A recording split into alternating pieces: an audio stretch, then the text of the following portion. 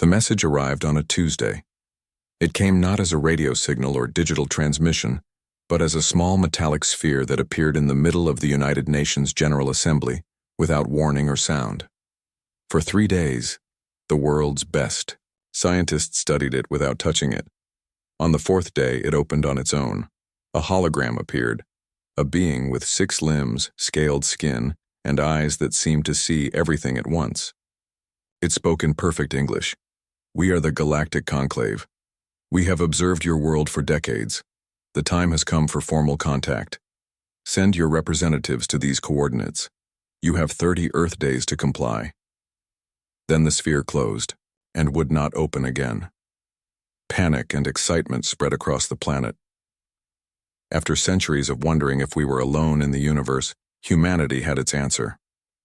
But the message felt more like a command than an invitation. The United Nations moved. Quickly, they selected Ambassador John Harrison to lead Earth's first delegation. John was 52, with graying hair and calm blue eyes that had stared down dictators and terrorists during his 30 years in diplomatic service. His weathered face showed the strain of countless negotiations, but also the wisdom gained from them. "I need the best team possible," John told the UN Secretary General. "This isn't just another treaty. This is the future of our species." Dr. Lisa Murphy joined as his second-in-command. At 38, she was the world's foremost expert in theoretical linguistics and communication systems. Her quick mind and quicker smile had earned her respect in academic circles. But this would be her first time representing humanity on such a scale. "I've spent my life trying to understand how different cultures communicate," Lisa said during her briefing. "But I never imagined testing my theories on beings from another world." The United Earth vessel Horizon was prepared for the journey, Earth's most advanced spacecraft, hastily upgraded with experimental engines to reach the meeting point near Proxima Centauri. The journey would take 3 weeks, even with the new technology. The night before departure, John stood at the observation deck of the lunar base looking back at Earth. "Beautiful, isn't it?" Lisa said, joining him. "Yes, and vulnerable," John replied. "We know nothing about these beings or their intentions. We're walking in blind." "Not completely blind," Lisa said. "Their message was in perfect English. That means they've studied us carefully. The question is why." "And what they want," John added. "In my experience, nobody extends an invitation without expecting something in return." The Horizon launched the next morning. Its crew of 30 included diplomats, scientists, military advisors, and cultural experts, the best Earth had to offer. They spent the journey preparing for every possible scenario, from peaceful alliance to hostile demands. 3 weeks later, they arrived at the coordinates. A massive space station orbited the star, a structure larger than any city on Earth, shaped like a wheel with spokes extending from a central hub. It glowed with lights of colors humans had never seen before. "My God," whispered Jack Perry, the ship's captain. "It must be at least 50 miles across." A transmission came through their communication system. "Earth vessel Horizon, you are cleared. To dock at Port 7. Follow the guidance beam." John adjusted his uniform and addressed the crew. "Remember your training. Be respectful, but not submissive. We represent all of humanity today." The docking procedure went smoothly. When the airlock opened, they were met by 2 different alien species. The first were tall, nearly 8 feet, with blue-gray skin and 4 arms. The second were shorter than humans, with feathery crests on their heads and large dark eyes. I'm Krell, attaché to Supreme Counselor Draz of the Varkian Domain," said the taller being. "These are Tellurite observers. Welcome to Conclave Station Alpha. Please follow me." The Earth delegation was led through corridors bustling with activity. They passed members of at least 5 different species, all moving with purpose. Some glanced at the humans with curiosity. Others seemed to ignore them completely. "How many species are part of this conclave?" Lisa asked. 7 govern the conclave, Krell replied. 23 others hold various membership statuses. You would be the 24th developing civilization to join, should you accept our terms. John and Lisa exchanged glances at the word developing. Neither liked the implications. They arrived at a large chamber with a circular table. 5 different alien species were already seated. A blue-skinned being with ornate robes stood. I am Supreme Counselor Draz of the Varkian Domain, Senior Speaker of the Galactic Conclave. Your journey here represents a significant moment for your species. Earth has been assessed and found ready for preliminary contact. Thank you for the invitation, John replied. We come with peaceful intentions and hopes for mutual understanding. Draz made a gesture that might have been amusement. Yes, most do. Please be seated. We have prepared terms for Earth's entry into the conclave. A holographic document appeared in front of each human delegate. As John read through it, his diplomatic smile became increasingly strained. The terms were clear. Earth could join as a developing civilization with severe restrictions on military development, space exploration, and resource usage. In exchange, they would receive limited access to conclave technology and protection from unnamed external threats. Most concerning, Earth would be required to provide substantial resources to the conclave, metals, minerals, and biological samples. These terms seem rather one-sided, John said carefully. Earth would give much and receive little in return. These are standard terms for species of your development level, Draz replied dismissively. Your civilization is young. You have much to learn. The conclave has existed for 50,000 of your years. Our knowledge and protection are valuable beyond your comprehension. Perhaps, John acknowledged, but partnership should benefit both sides equally. Another alien, one with crystalline features that shifted colors as it spoke, leaned forward. You misunderstand your position. You are not here to negotiate as equals. You are here to accept the opportunity we offer. The alternative is isolation in an increasingly dangerous galaxy. The meeting continued for hours. With each passing minute, it became clearer that the conclave had no intention of treating Earth as anything but a resource to be managed. When they finally returned to their ship for rest, Lisa pulled John aside. They think we're desperate enough to accept anything, she whispered. They don't understand humans at all. John nodded slowly. And that might be our only advantage. We need to buy time.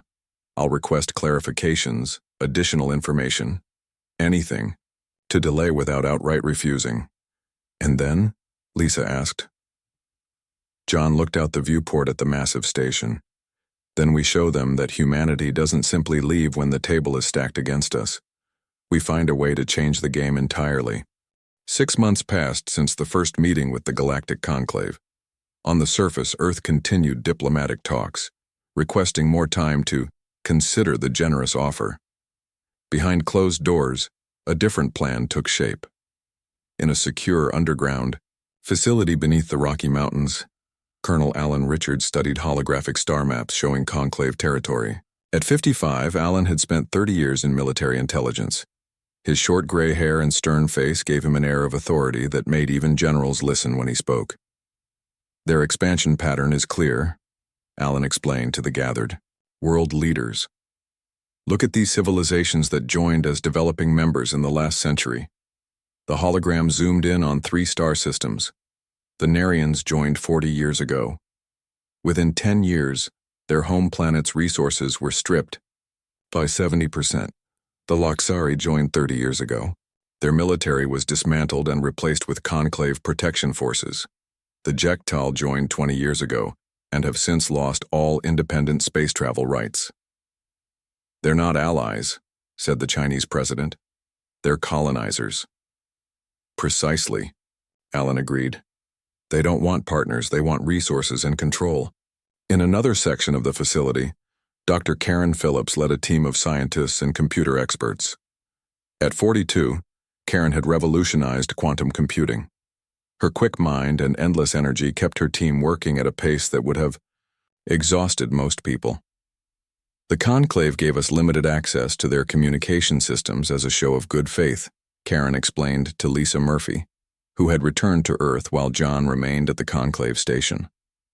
But they underestimated human ingenuity. She pointed to a complex diagram on her screen. We found a backdoor in their quantum relay network. It's like they left a window open in their house while locking the front door. Can you access their secure communications? Lisa asked. Better, Karen smiled. We can monitor them without detection.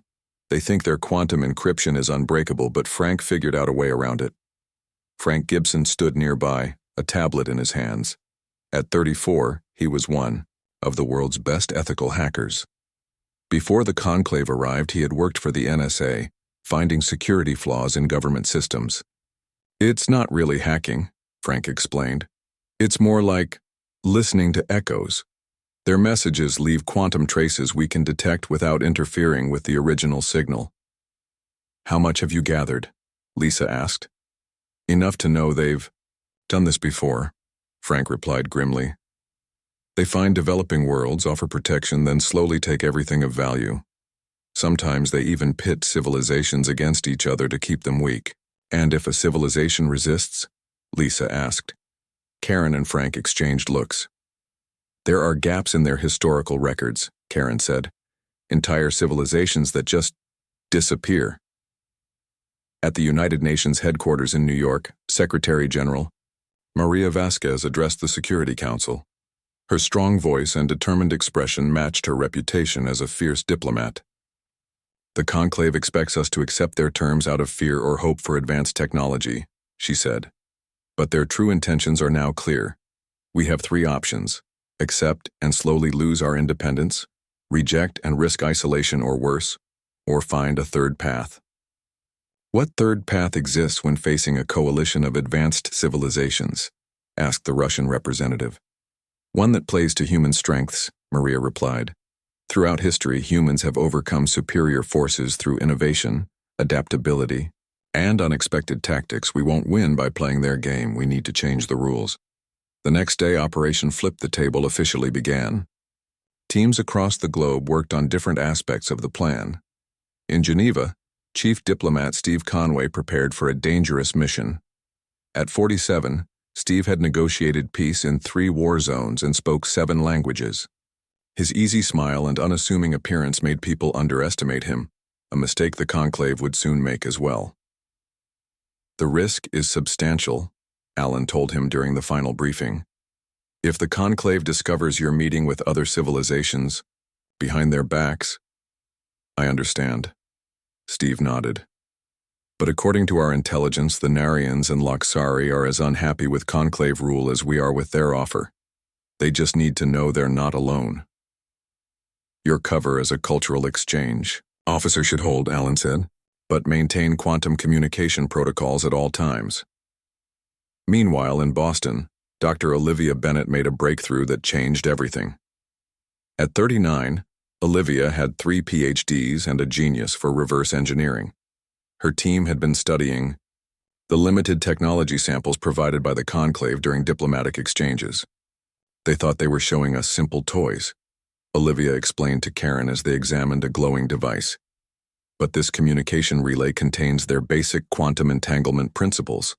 I've managed to adapt it into something they won't expect.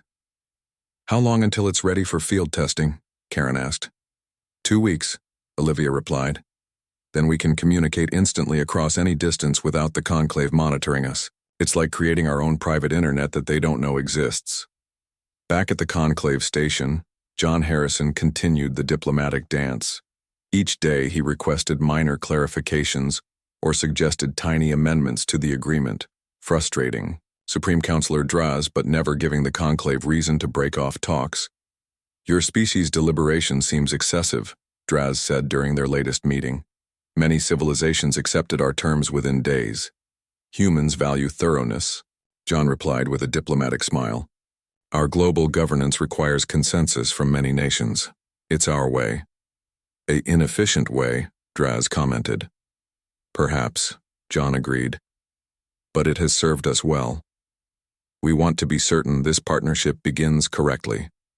As John returned to his quarters, he received a secure message from Earth on his personal device. It contained just 3 words. Progress exceeds expectations. That night, looking out at the stars from his window on the station, John felt a mix of fear and hope. Earth was gambling everything on this plan. If they failed, humanity might not get a second chance. but for the first time since arriving, he allowed himself to imagine success. A future where humanity didn't just survive among the stars, but helped create a more just galactic community. "Your move, Counselor Draz," he whispered to the empty room.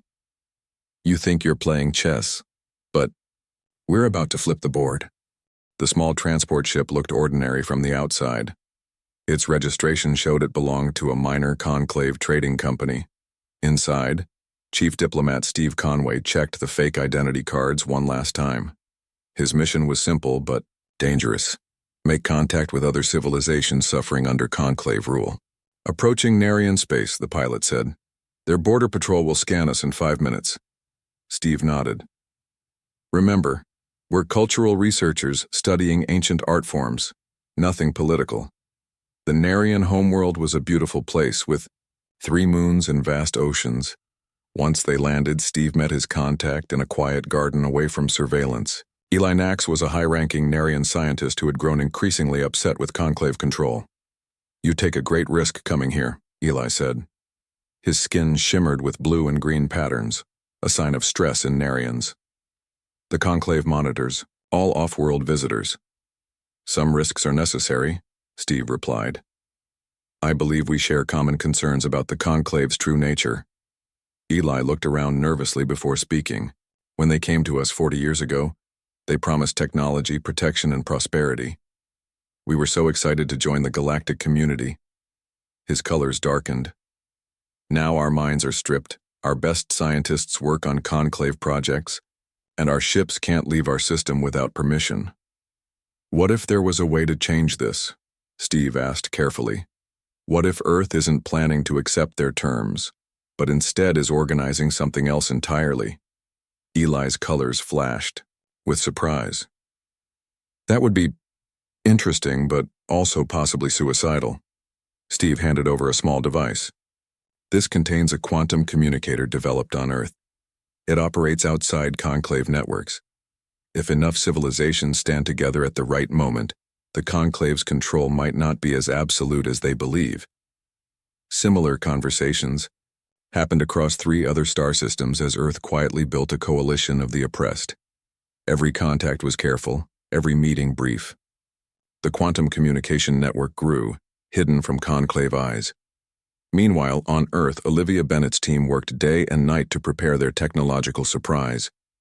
In a secure lab, she demonstrated their progress to Karen Phillips. "The why? Conclave's arrogance is their weakness," Olivia explained. "They gave us basic technology samples, thinking we could barely understand them, let alone improve them." She pointed to a small silver disk. "This quantum communicator isn't just untraceable by conclave systems. It also includes a specialized virus that can temporarily disable their defense networks when activated." "How long will the disruption last?" Karen asked. "About 6 hours," Olivia replied.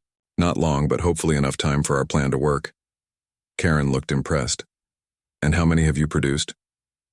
500 so far. We're distributing them to our new allies through Steve's network." On the conclave station, tension grew, as Earth's continued delays irritated Supreme Counselor Draz. During their latest meeting, his patience finally broke. "This has gone on long enough," Draz said, his voice cold. "The conclave has been generous with time, but there are limits to our patience.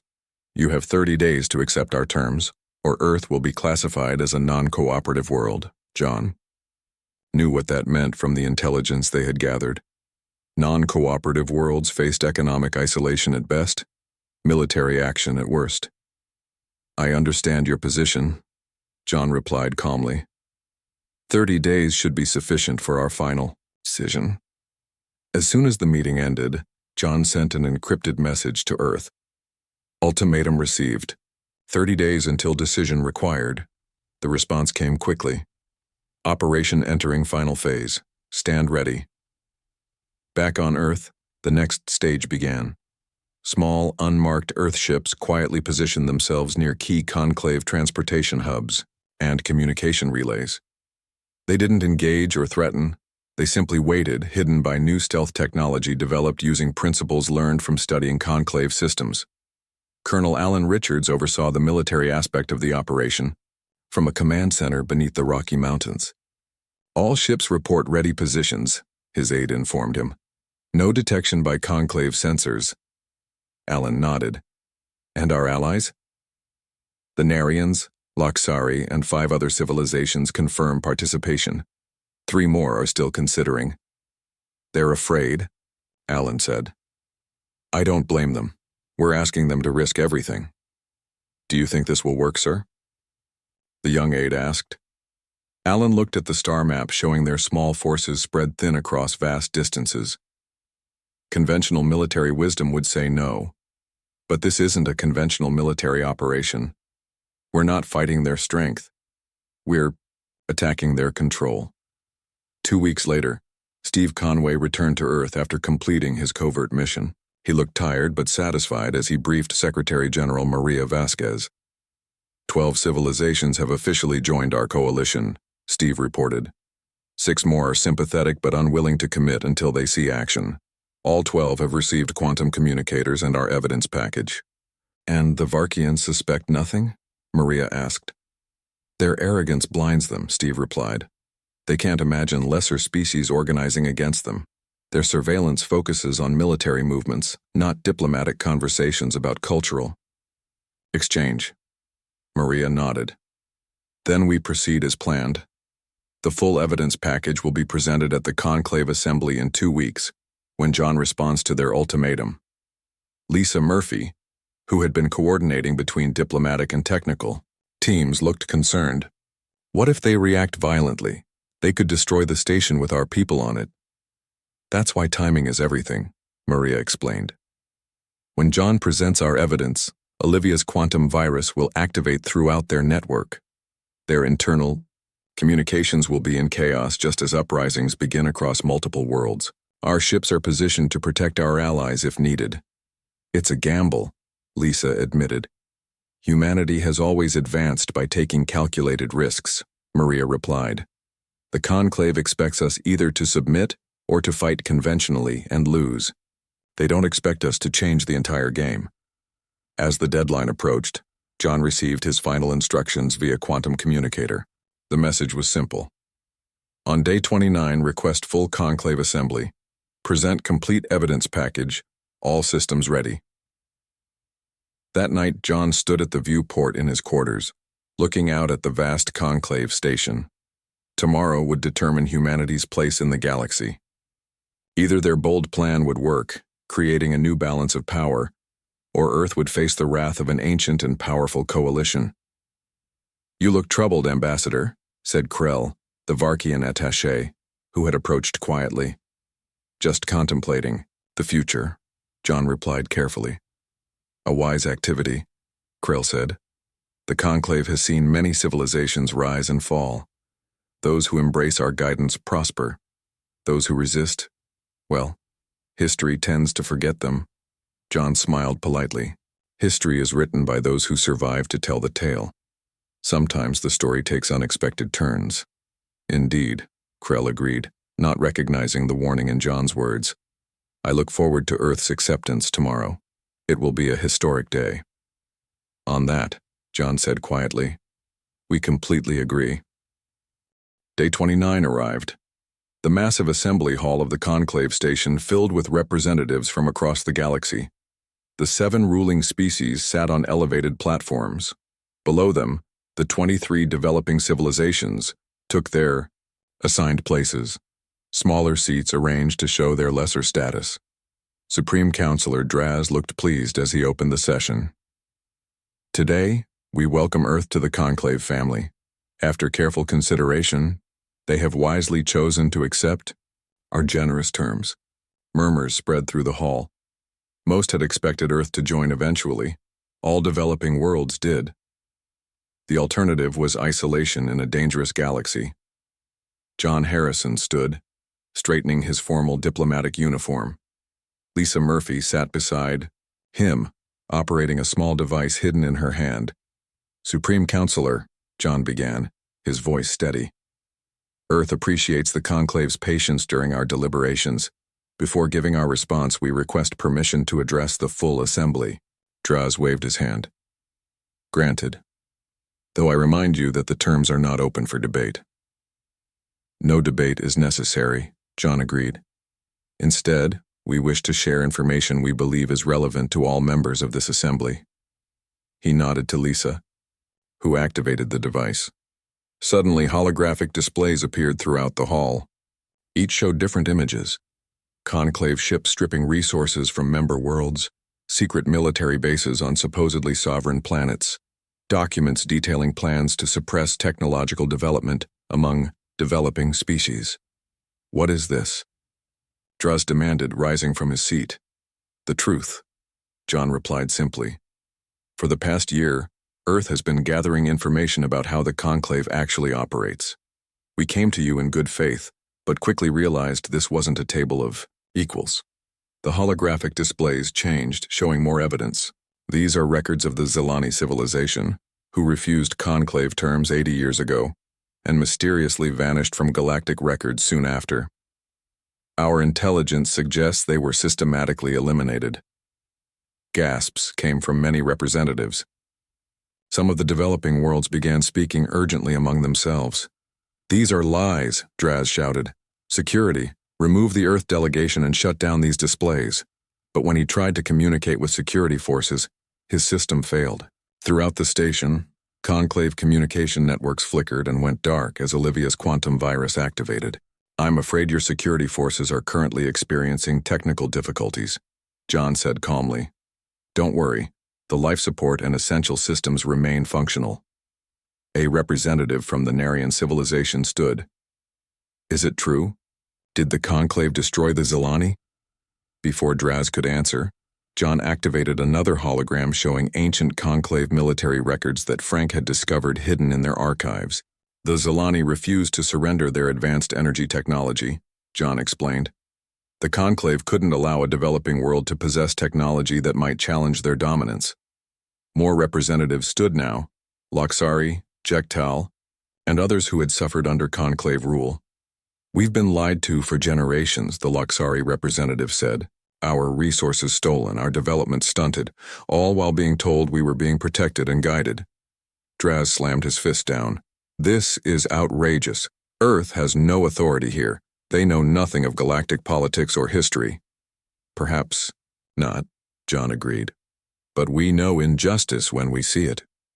And we know how to gather evidence, build alliances, and stand against bullies, even those with superior technology. He gestured around the room. Today, 12 civilizations are simultaneously renouncing their conclave agreements. Together, we are forming a new alliance based on equality and mutual respect. Chaos erupted in the assembly hall. The Narian and Loxari representatives publicly declared their independence from conclave rule. Others quickly joined them. Draz's face darkened with rage. This is rebellion. Our forces will crush this pathetic alliance before it begins. I wouldn't count on that, John replied. A new hologram appeared showing Colonel Alan Richards in his military uniform. This is Colonel Richards of Earth Defense Forces, Alan said. For the past month, ships from Earth and our allies have positioned themselves near key conclave military installations and jump points. We have no hostile intentions, but we will protect any world that chooses independence today. Impossible! One of the other conclave leaders shouted. Our sensors would have detected your ships. Your sensors were designed to look for known propulsion and cloaking technologies, Alan explained. We developed new methods based on principles your scientists considered theoretical. You gave us limited technology samples, thinking we could barely understand them. Instead, we improved upon them.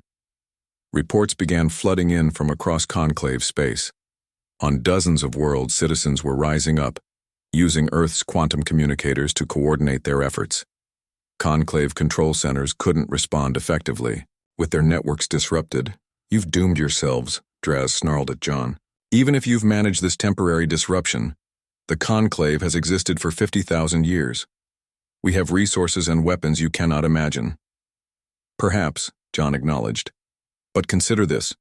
If we could organize this level of resistance in just 1 year, what could we accomplish together in 10 or 100? The civilizations you've oppressed outnumber you, and now they know the truth. Lisa stood beside John. We aren't asking for war, Supreme Counselor. We're offering a choice. The conclave can continue as it has and face growing resistance. Or it can join us at a new table, one where all species have equal voice and rights. A different conclave leader, one from the crystalline species, moved forward. Counselor Draz, perhaps we should consider their proposal. Our methods have grown inefficient in recent centuries. Traitor, Draz hissed. They are primitive species. They exist to serve our needs. The crystalline leader turned to John. I am Elder Rix of the Tellurites. While I cannot speak for the entire conclave, I believe many of us would be interested in discussing new arrangements. John extended his hand in the human gesture of agreement. The new Galactic Federation welcomes all who accept its founding principles of equality and sovereignty. Draz stormed from the chamber, followed by his loyal supporters. But many remained, including 3 of the 7 ruling species. As the historic meeting continued, Lisa leaned close to John. Do you think this will really work? Can we build something better? John watched as former enemies began talking as potential allies. We've taken the first step. The conclave ruled through secrecy and division. We've countered with transparency and unity. It won't be easy, but it's a start. Outside the windows of the assembly hall, the stars seemed brighter somehow. On dozens of worlds across the galaxy, people looked up at those same stars with new hope. For the first time in 50,000 years, the future was uncertain, and that uncertainty brought possibility. 3 months passed since the day humanity flipped the table. The old conclave station had been renamed Unity Station. Today, it hosted the formal signing ceremony for the new Galactic Federation of Sovereign Worlds. Dr. Lisa Murphy stood at the large window overlooking the docking bay. Ships from 42 different civilizations filled the area, their various designs showing the rich diversity of the new alliance. Earth's vessel, the Horizon, looked small compared to some of the others, yet it held a place of honor near the center. Quite a view, isn't it? John Harrison asked, joining her. I still can't believe we pulled it off, Lisa replied. When we first arrived here, I thought we were completely outmatched. We were, John smiled. Technologically, at least. But humanity has always found strength in unexpected places. The new assembly hall looked very different from before. Gone were the elevated platforms that had separated ruling species from others. Instead, a large circular table dominated the center, with identical seats for all representatives. The design had been suggested by Earth, inspired by the legend of King Arthur's round table where no knight held position above others. Representatives from across the galaxy filed in. Some had been part of the original 12 who had stood with Earth. Others had joined after seeing the success of the initial rebellion. Even 3 former conclave ruling species, the Tellurites, the Mavari, and the crystalline Juxans, had accepted the new terms. Lisa, now Earth's lead representative to the Federation, took her seat between the Narian delegate and Elder Rix of the Tellurites. John stood nearby as an advisor, having stepped down from his ambassador role to allow younger leaders to shape the future. Secretary General Maria Vasquez, who had traveled from Earth for the ceremony, addressed the gathering. Today marks a new chapter in galactic history, she said. The Federation we establish is founded on 3 simple principles: equal representation for all member worlds, shared technological development for mutual benefit, and collective defense against external threats. She gestured to the document, displayed on screens around the room. Unlike the Conclave's complicated rules designed to maintain power imbalances, our charter is simple and clear. All worlds, regardless of their technological development, have an equal voice in decisions that affect the galaxy. The signing began. One by one, representatives approached the central platform and placed their hand, appendage, or sensory organ on the biometric scanner to register their world's commitment to the new order. When it was Lisa's turn, she felt the weight of the moment. Earth, a newcomer to galactic politics, had somehow become the catalyst for this historic change. As the ceremony concluded, the real work began. Working groups formed to address different challenges, establishing fair trade routes, sharing technology without creating new dependencies, and setting up a mutual defense system that respected each world's sovereignty. Colonel Alan Richards, now head of Earth's contribution to Federation defense, worked with military leaders from other worlds. They gathered around a tactical display showing the current positions of ships loyal to Supreme Counselor Draz, who had retreated to Varkian space with his most devoted followers. "They've fortified these 3 systems," a Luxari commander pointed out. "Intelligence suggests they're rebuilding their forces." "Will they attack?" asked a Jektal officer. Alan studied the display thoughtfully. "Not immediately. They lost too many ships and bases when the rebellion spread. They'll wait, watching for signs of weakness or division among us."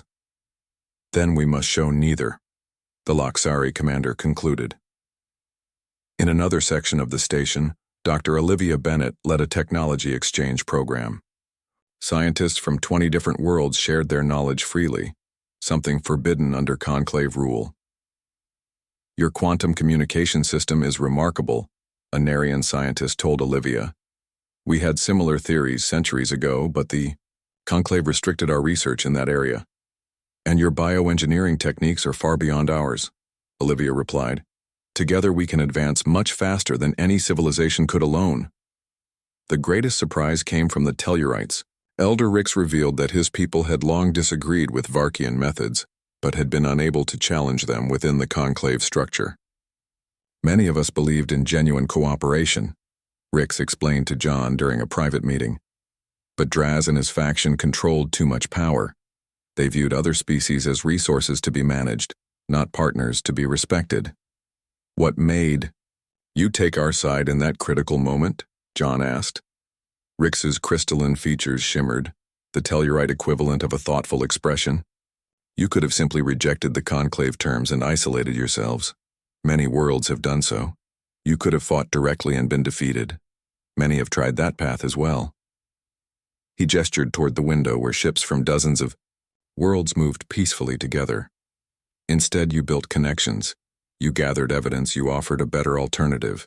In 50,000 years, no species has approached the problem that way. It was unexpected."